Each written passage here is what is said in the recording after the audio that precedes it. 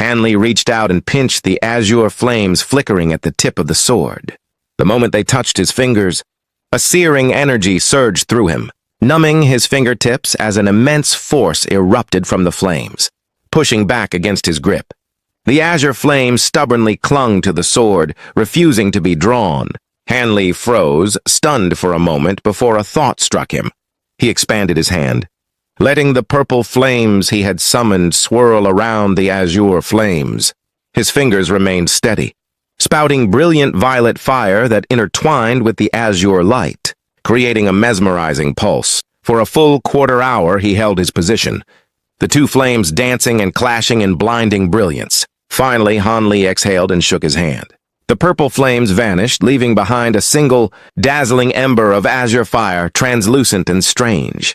This flame was more troublesome than he had expected. Even the violet apex flames could contend with it, yet refining it proved difficult. Hanley pondered briefly before raising his hand toward the hovering sword. With muffled thunderclaps, it erupted in arcs of golden lightning that surged toward the azure ember, enveloping it completely. The ember absorbed the lightning effortlessly, glowing brighter and swelling to the size of an egg. Hanley's eyes shone bright blue as he observed the reaction, his expression flickering between awe and hesitation. After a long moment, he sighed, the blue light fading from his gaze, leaving a look of resolve. He inhaled sharply, drawing in the residual purple flames clinging to the sword. With the suppression of the purple apex flames gone, the azure fire instantly flared, enveloping the entire sword. Pain shot through him as the treasure bonded to his soul, but Hanley ignored it. He flicked his fingers, sending streaks of azure light at the ember. Each streak absorbed just as the divine Devilbane lightning had been. He continued circulating spiritual power, relentlessly striking the ember. The azure flames roared in response, surging in brilliance as they fed on his sword streaks. By now, a third of his magic power had been consumed. Satisfied, Hanley smiled and ceased his attacks. He beckoned the sword chi contained within the fireball, and with a gust of wind, the bamboo cloud's warm sword emerged, circling once before landing in his hand completely free of flame. Hanley examined the translucent blade, a smile spreading across his face. As expected, he muttered. Even miraculous flames have limits. Once they've absorbed enough azure sword chi, they can be manipulated. He clapped his hands together, vanishing the sword in a flash of light, then turned his attention to the azure fireball. A light tap with his finger sent a sliver of his spiritual sense inside it. The fireball trembled and slowly rotated, pulsing with light. With effort, he forced it to drift 3 meters into the air at a crooked angle. Hanley stroked his chin thoughtfully. These flames were powerful, but controlling them directly was tricky. They weren't refined like the celestial ice flames, making them unpredictable. He reached into his storage pouch, pulling out a smooth rib bone and a faint yellow bottle, the Bone Sage's jade slip recording, the profound yin arts, and the tool used to absorb demon beast souls. Hanley released a cloud of black chi from the bottle, guiding it into the rib bone with his spiritual sense. The bone glowed black and floated, radiating a sinister light. Pressing it to his forehead, Hanley quickly scanned the profound yin arts, searching for a specific technique. He found it, the yin fire lightning. Though its name sounded ordinary, it rivaled the heaven-wide corpse fire from the profound yin arts, designed for refining explosive. Lightning beads, like the heavenly lightning. Seed, properly refined. The yin fire lightning was devastating, though originally a single-use weapon, requiring rare materials and lightning affinity spiritual power. Even Zenith Yin and the Bone Sage had failed to refine it in the past. Hanley had ignored it before, focused on simpler techniques like the Yin Devil Execution, but now, faced with the untamed azure flame, the yin fire refinement method resurfaced in his mind. He realized he could adapt the process. He didn't need to follow the traditional restrictions of yin fire lightning, and with the azure flames might rivaling the purple apex flames, he could refine it into a weapon of equal or greater destructive power. Previously, he had dismissed using celestial ice flames or purple apex flames due to scarcity, but now he had a limitless source in the azure flames ready for his plan. Hanley checked his pouch for the materials, finding all the items necessary to refine the lightning beads. They were ordinary, common tools and ingredients. Arranging them before him, he faced the flickering fireball, hands raised with a solemn expression. Lightning arced from his palms, striking the azure fireball with a series of rumbles. Meanwhile, in the main hall of the drifting cloud sect encampment, Lulo sat motionless, expression unreadable. Several core formation disciples stood before him, including the red-clothed cultivator Song, all showing varying degrees of apprehension. Lulo's voice cut through the silence calmly. "Martial Nephew Duan, your martial Uncle Han still hasn't left seclusion after so many days?" Reporting, Martial Uncle Han has been in seclusion for 2 months. Junior Martial's sister Song and I have been guarding his room the entire time. He has yet to emerge, Duan replied respectfully. Lulo sighed, muttering to himself, "When your Martial Uncle Han entered seclusion, he said he needed to prepare for the coming war and asked not to be disturbed. But now the Mulan have nearly finished assembling and are about to move. A meeting of the high-grade cultivators has been called, and they specifically request Han Li's presence. This meeting is restricted to mid-nascent soul cultivators, showing clearly how important your martial uncle is. We can no longer delay. The decisions made there will impact the battle greatly." The other cultivators exchanged uneasy glances. Cultivator Song spoke, worry in her tone, "But Martial Uncle Han may be in the midst of crucial work. Disturbing him now might ruin his efforts." A middle-aged cultivator with a thin mustache nodded, hesitant. "Even so, Martial Uncle Lu, we cannot postpone this. The meeting is tomorrow. If Han Li does not attend," a soft voice interrupted them, carrying clearly across the hall. "What's going on, everyone?" Lulo's face brightened immediately at the sound. Soon after the words echoed through the hall, Han Li appeared at the entrance, his expression calm and composed. The core formation cultivators immediately bowed in respect. Lulo rose from his seat, smiling warmly. "Junior Martial Brother Han, you've finally left seclusion. This is wonderful." Han Li returned the smile. "I wasn't entirely finished. I had planned to continue my seclusion, but I grew concerned about the Mulan situation and decided to take a look. It seems I've arrived at just the right moment." Lulo chuckled. "It seems even Junior Martial Brother Han has heard our martial nephews. Many have wished to see you recently. I won't speak much of the others, but the 3 great cultivators personally invited you to a high-level meeting. You must attend. The drifting cloud sect has mustered most of its strength, and I do not wish for our disciples to fall in the masses.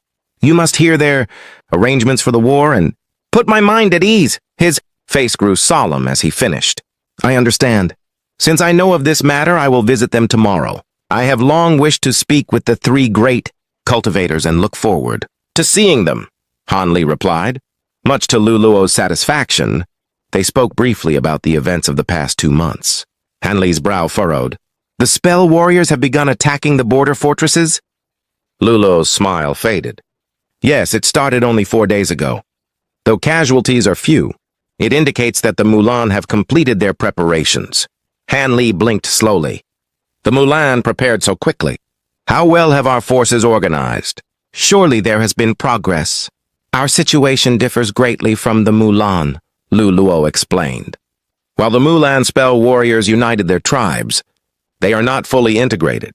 Yet their tribes are fewer and less diverse than the sects in the Heavenly South. Coordinating our sects has proven difficult because of differences in technique, strength, and resources, much harder than the Mulan's unity.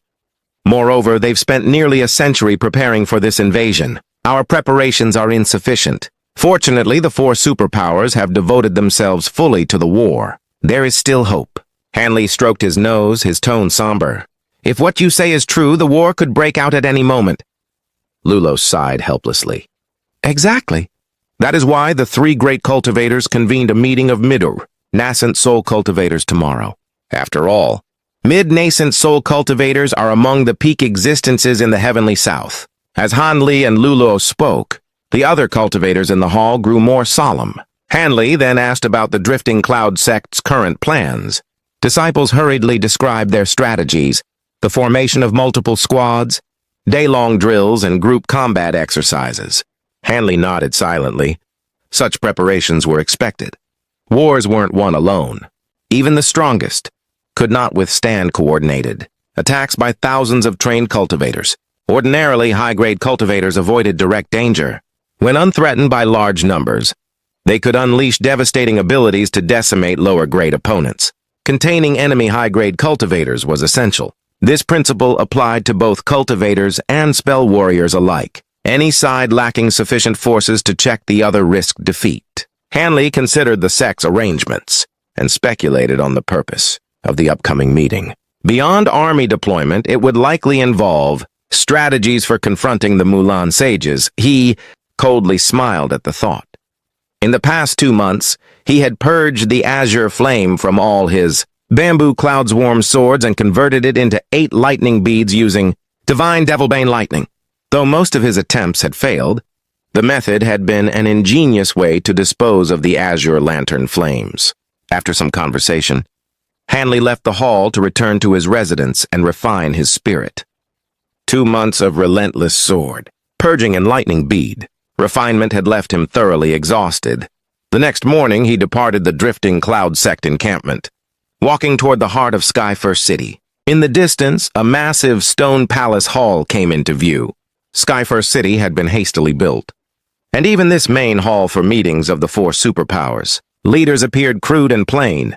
Apart from being larger than the Heavenly Tao Union's meeting hall, it had little distinction aside from core formation cultivators standing guard.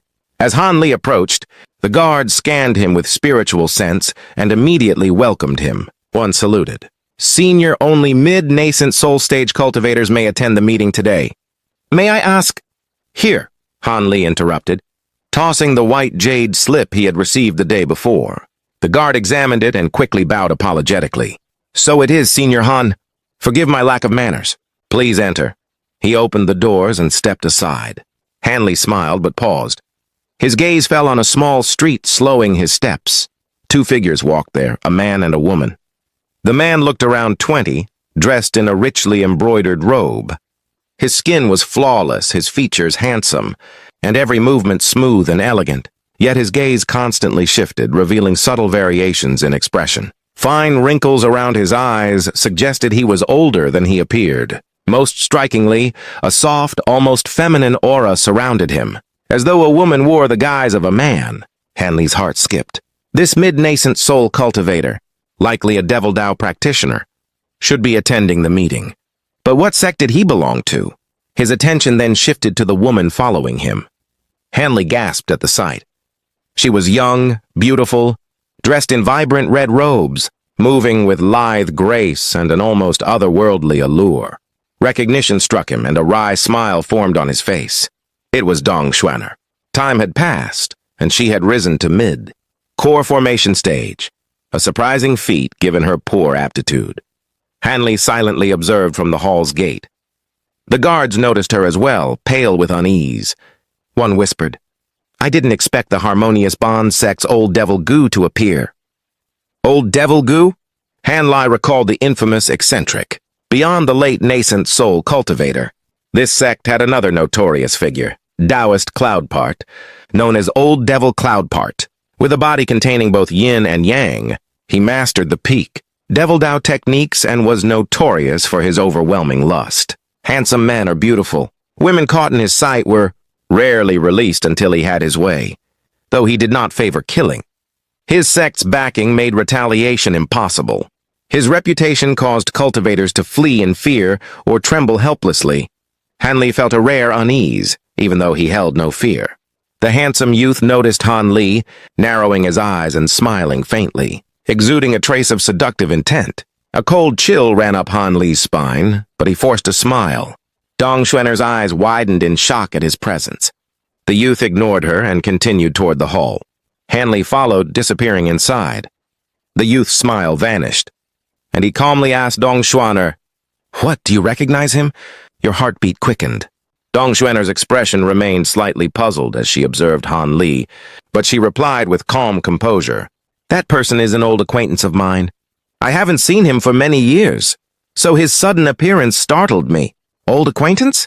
That early nascent soul cultivator is allowed into today's meeting.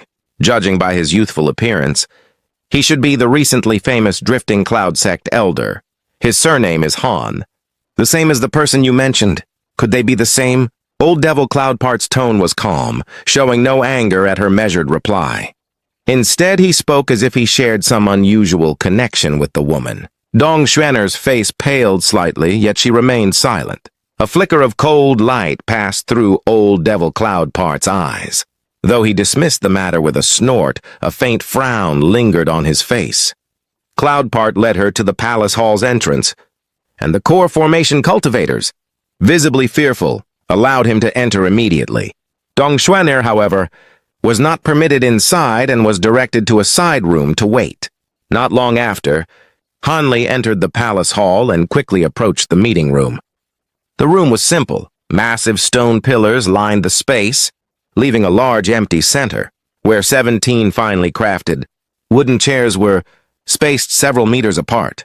8 cultivators were already seated, scattered among the chairs. Some glanced indifferently at Han Li, others ignored him completely, and a few remained immersed in meditation, paying no attention to anyone. One man, however, greeted him with a kind smile. He beckoned Han Li over. "Fellow Taoist Han, you've emerged from seclusion. If it is agreeable, please sit beside me." This was Long Han, leader of the Phoenix Cry sect and head of the Heavenly Tao Alliance. "Many thanks, Brother Long." Han Li sat and quietly observed the other cultivators. Soon, old Devil Cloudpart entered. He surveyed the room, chuckled, and boldly took an empty seat next to a blue-robed elder drinking from a jade cup and small emerald-green pot. Cloudpart's fragrant presence drew the elder's displeased glare, but Cloudpart paid no mind, instead focusing his sharp gaze on Han Li, making him uneasy. Han Li frowned, closing his eyes to remain expressionless, though he pondered Cloudpart's connection with Dongxuaner.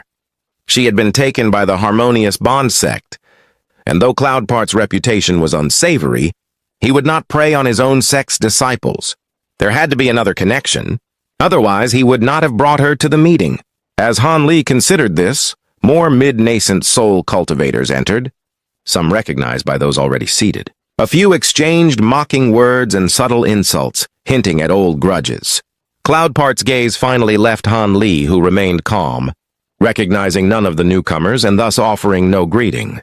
"Fellow Taoist Shattered Soul, I didn't expect you to attend. I heard you've cultivated your 9 souls technique to the transformation stage. Congratulations." The name Shattered Soul stirred Han Li's heart. He opened his eyes and saw a shriveled gray-robed elder approaching a black-robed cultivator who had called him. Long Han noticed Han Li's attention and asked, smiling, "Have you met Taoist Shattered Soul before?" Han Li shook his head. "No, I only heard Senior Marshal Brother Cheng mention him once. His abilities are reputedly vast." Long Han chuckled. "That makes sense. Elder Chung fought him once and suffered heavily. It's natural the impression lingered. But with your reputation, there's no need for concern. However, among these mid-nascent soul cultivators, there is one you should avoid offending. Even the 3 great cultivators find him troublesome." Han Li frowned in surprise. "Someone who can trouble even the 3 great cultivators? Such a person exists?" Long Han nodded. "Yes. He fought fellow Taoist Sunreach of the 3 great cultivators, injuring him severely to escape. He is considered on par with them. He keeps to himself, and with the Mulan invasion, it's uncertain if he will attend. If he does, his presence would be valuable." Han Li pursed his lips. "A cultivator capable of injuring a late nascent soul cultivator? No wonder he is so formidable. Who is he?" Long Han smiled. "You must have heard of him, Eccentric Heavenvenge." Han Li wryly smiled. "Eccentric Heavenvenge? Indeed, I have long known of his reputation." Memories of the Sacred Tree area resurfaced, recalling how spies feared killing low-grade cultivators in case they were his descendants. He chuckled softly. "Still, Brother Long and your wife are also formidable, on par with the 3 great cultivators." Long Han shook his head. "Feng Bing and I have some power, but we cannot face them alone. Together, however, we are a different matter entirely." Han Li smiled, but then sensed a cold, hostile gaze upon him. Vigilant, he turned to find its source, a green-clothed old man with a long beard. The man's stare quickly shifted elsewhere, but Han Li remained watchful. Long Han noticed and asked, smiling, "Do you not recognize him?" Han Li looked puzzled. "You imply I should know him?" "This is Elder Dongmen Tu, Grand Elder of the Controlling Spirit Sect. He wields immense power." Though I have never met him, he was close with Gu Shuangpu. You may provoke his resentment for Gu Shuangpu's death, so be cautious. Hanley nodded, wryly smiling, and thanked him. Within 15 minutes, most chairs were occupied. A curious arrangement emerged. Nearly all Devil Dao cultivators sat on the right, Righteous Dao cultivators on the left, while Heavenly Dao Alliance and Nine Nations Union members scattered casually. Hanley spotted a familiar face. Kwang of the Sailing Boundaries, Sect, now sitting with the Devil Dao cultivators. They exchanged a nod. Long Han explained two other Heavenly Dao cultivators, via voice transmission, a plainly dressed woman and a ragged old man. Hanley memorized their appearances. As the room grew silent, cultivators eyed each other with grave expressions. All were peak existences of the Heavenly South, holding differing intentions. Hanley remained the most unusual, allowing the old eccentrics to sense him. They recognized his fame over the past 6 months, yet he sat calm, eyes closed, undisturbed. Just then, 3 figures entered, instantly drawing the room's attention. A large, black-robed elder, a green-haired old man, and a cultivator with a sword on his back. Hanley's expression stayed calm, though his heart thumped. These were the 3 great cultivators of the Heavenly South. All late nascent soul stage cultivators, each over 1,000 years old. Most present maintained composure, awaiting their words. The 3 figures slowly walked to the center of the grand hall, their steps steady and deliberate. Standing side by side, their combined presence immediately silenced the room. The large black-robed man with a cold, sinister expression spoke first, his voice like ice cutting through the air. "You should all know who we are. There's no need for introductions. This meeting will be presided over by the 3 of us. Does anyone have any objections?" As soon as he finished speaking, a wave of immense spiritual pressure surged from his body, spreading like an invisible storm. The dense energy filled the entire hall, causing the walls to faintly tremble. Every cultivator present felt the pressure, an overwhelming spiritual might that forced their hearts to tighten. Hanley was startled by the sheer force of the man's power. That chilling demonic aura left no doubt in his mind this was none other than Old Devil Conquered. Yet his appearance was not what Hanley had imagined. Instead of resembling a member of the Harmonious Bond sect, his sinister aura was closer to that of the Ghost Spirit sect. What Hanley didn't know was that every generation of the Harmonious Bond sects, Grand Elders carried the same title, Old Devil Conquered, although this particular elder cultivated a devilish technique unrelated to the sect's traditional arts. He was still bound to inherit the title out of custom. The cultivators around the hall felt the weight of his power and instantly restrained their thoughts. None dared to test his patience or challenge the authority of the 3 great cultivators. For a long moment, the room fell completely silent, an unspoken agreement to accept his rule. Old Devil Concord's expression remained blank as he continued. "Good. Since there are no objections, I won't waste words. The truth is we don't have time to spare. This morning, the Mulan sent an envoy to deliver a formal challenge of war. If we don't agree to their conditions, the battle to the death will begin in 7 days. His words sent a ripple of shock through the room. Murmurs erupted among the cultivators. A challenge of war? 7 days? What are their conditions? Before the noise could grow louder, the sword-bearing Taoist beside him chuckled softly. His calm voice, though quiet, carried easily through the air. Brother Yi speaks the truth. Everyone should first take a look at the Mulan's challenge before we discuss our strategy.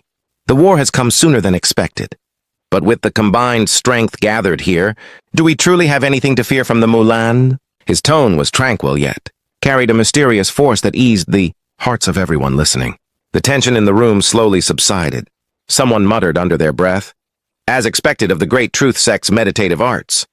Ignoring the comment, the middle-aged Taoist reached into his sleeve and retrieved a glistening red jade slip. With a casual motion, he tossed it toward an old man seated across from him.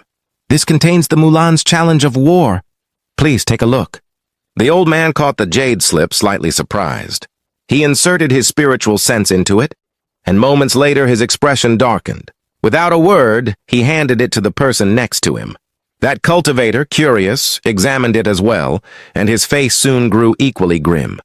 As the jade slip passed from one person to another, the same reaction followed. Han Li, curious about the two presiding cultivators, studied them quietly. The Taoist holding the sword appeared about 40 years of age, his skin pale and flawless, his scholarly face calm and composed. Han Li recognized him, the righteous Tao Alliance's great truth sect master, Sunreach. Next to him stood a plain-looking old man in azure robes.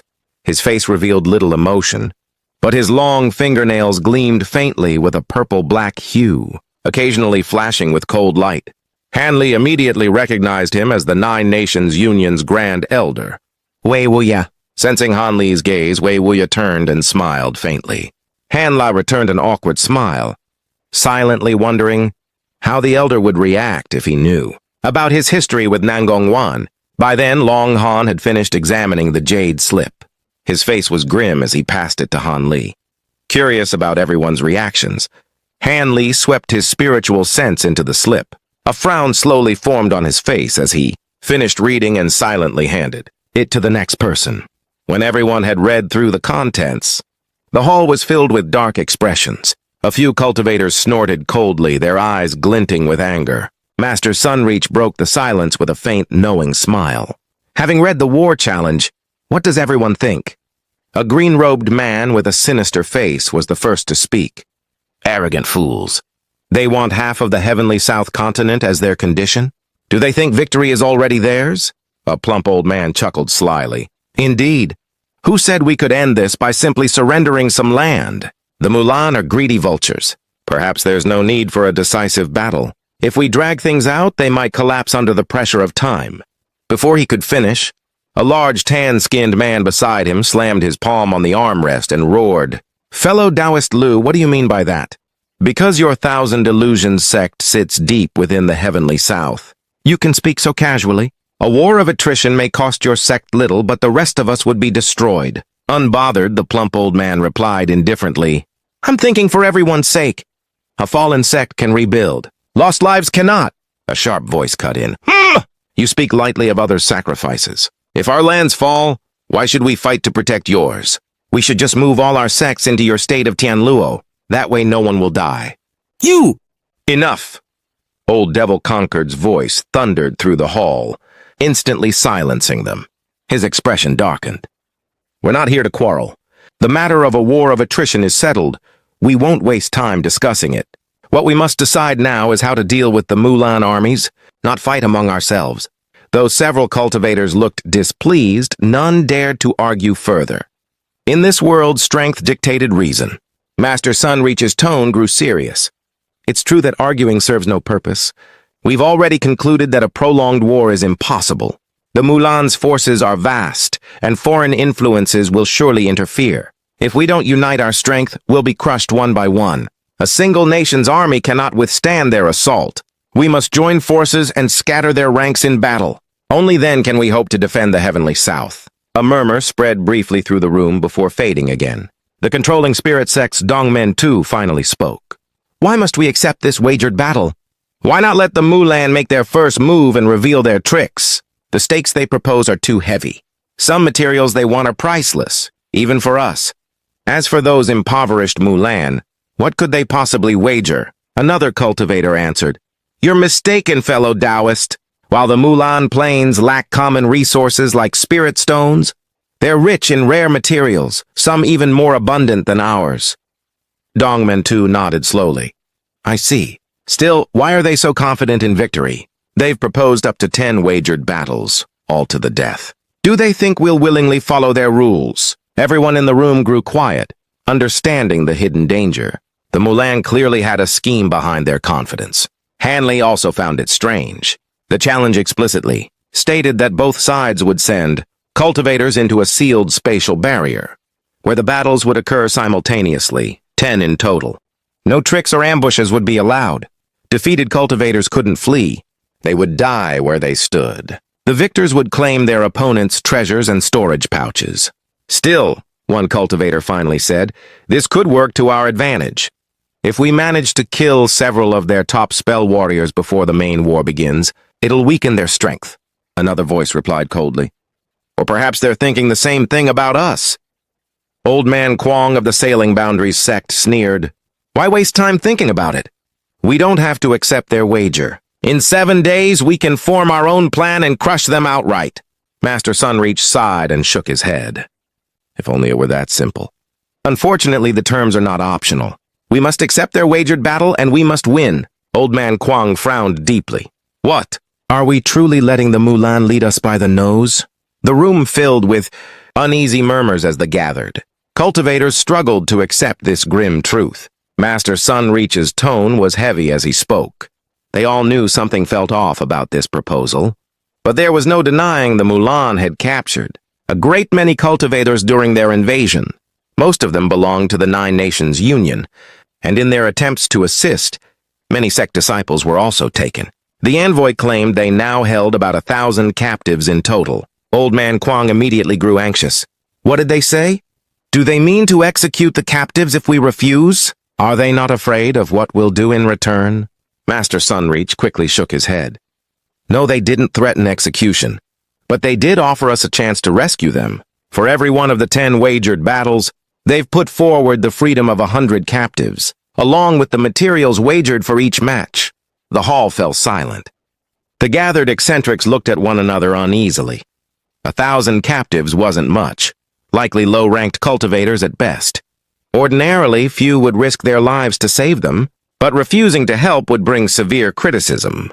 These men might not personally care about the prisoners, yet they represented sects and clans of all sizes. Many of those captured had fought bravely to slow the Mulan advance. If no rescue was attempted, morale would collapse, especially among the lower-ranked cultivators. Few would continue fighting with heart and spirit. Inwardly, everyone cursed the Mulan for their cunning. Long Han sighed. Who would have thought these grassland savages could act with such guile? They've never shown much strategy before, yet now they move with pure calculation. It makes one uneasy. Master Sunreach's gaze swept across the hall. Then we are all in agreement. This is a battle we cannot refuse. Whatever they're planning, we must win. If we lose, morale will suffer greatly. From what I can tell, there's no trick to these wagers.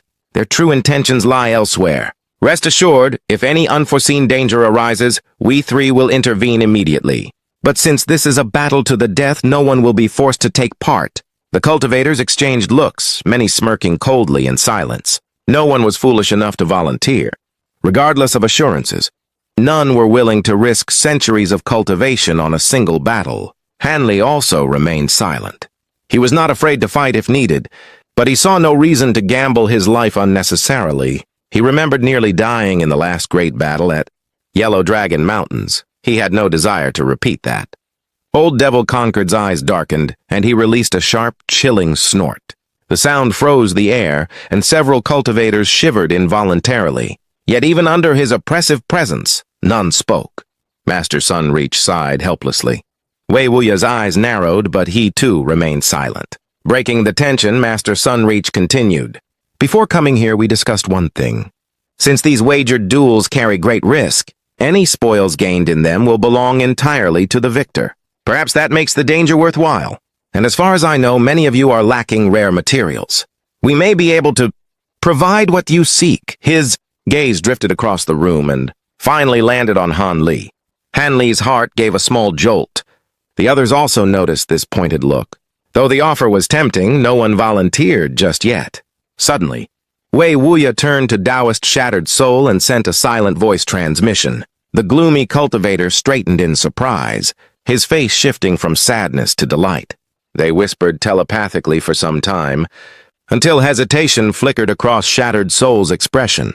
At the same time, Devil Concord began another voice transmission. His disciple, Devil Cloudpart, who had remained aloof until now frowned deeply at what he heard. After a long pause, Taoist Shattered Soul finally spoke aloud. Fine. So long as the promised conditions are met, I'll risk it this once. The room was stunned. Then Devil Cloudpart spoke coldly. Since fellow Taoist Shattered Soul is joining, I'll go too. I won't allow these rare materials to slip away. His tone was icy, but beneath it lay a trace of anger. The other cultivators exchanged wary looks. Whatever had been promised clearly carried weight, enough to shake their confidence. Soon after, the 3 great cultivators began sending voice transmissions throughout the room. One by one, more agreed to take part, some eager, others hesitant. Only 2 refused outright, Hanley quietly observed. Thoughts turned in his mind when Master Sunreach's voice entered his ear. Fellow Taoist Han, I've heard you're searching for a large amount of auric essence. Is that true? Hanley's heart skipped a beat. It wasn't surprising they knew. His request for auric essence through the heavenly Tao. Alliance hadn't been secret. Composing himself, he replied calmly, Indeed. I need it to refine a magic treasure. Does fellow Taoist Sunreach happen to possess any? Master Sunreach smiled. As a matter of fact, both fellow Taoist Wei and I each have a large piece. Combined, it should be enough for your use. Would that interest you? Hanley thought carefully. I'd like to see the auric essence first. If it meets my requirements, then I'll consider participating. Master Sunreach nodded, still smiling. In a short while, 5 had agreed to fight, each after careful thought. That seemed enough to satisfy him. He stopped sending voice transmissions and turned to finalize their war strategy, while the hall buzzed with discussions of formations, tools, and countermeasures for the Mulan's spirit arrays. Hanley's thoughts wandered to the auric essence. In truth, he had long been dissatisfied with his bamboo clouds-warm swords. Against ordinary foes they were fine. But in true battles, their strength felt lacking. Against weaker enemies, he preferred using his azure essence sword streaks. But when facing powerful opponents, his swords could barely compare. However, if he could complete the final stage of the azure essence sword art, the legendary aureate sword formation, his swords would become fearsome. Even if he couldn't unleash its full power, he could still contend with late-stage nascent soul cultivators. As for the Heaven Void Cauldron, though Silvermoon often praised it, Hanley had yet to truly witness its might, leaving him skeptical. He knew the aureate sword formation could change everything. To complete it, he needed a vast amount of auric essence, far more than ordinary cultivators could obtain. That made Sunreach's offer all the more enticing. Still, he wasn't ready to commit. If the amount truly sufficed, he might agree. After all, unless the Mulan sent one of their divine sages, he feared little. Even in the worst case, his thunderstorm wings and purple apex flames would ensure his escape. Comforted by that thought, Hanley focused once again on the meeting. For 2 hours, Master Sunreach led the discussion, while Old Devil Concord occasionally added comments. Wei Wuya remained mostly silent. Notably, both Sunreach and Concord treated Longhand with respect, often seeking his opinion on major matters concerning the Heavenly Tao Alliance. Clearly, his reputation as a man capable of standing against the 3 great cultivators alongside his wife was well earned. When the meeting neared its end, tasks were assigned to those not participating in the battles. Master Sunreach then dismissed everyone, urging them to prepare for what was to come. As the others departed, 3 figures stayed behind. Han Li, Devil Cloudpart, and a pale, beautiful woman who had remained silent throughout the entire meeting.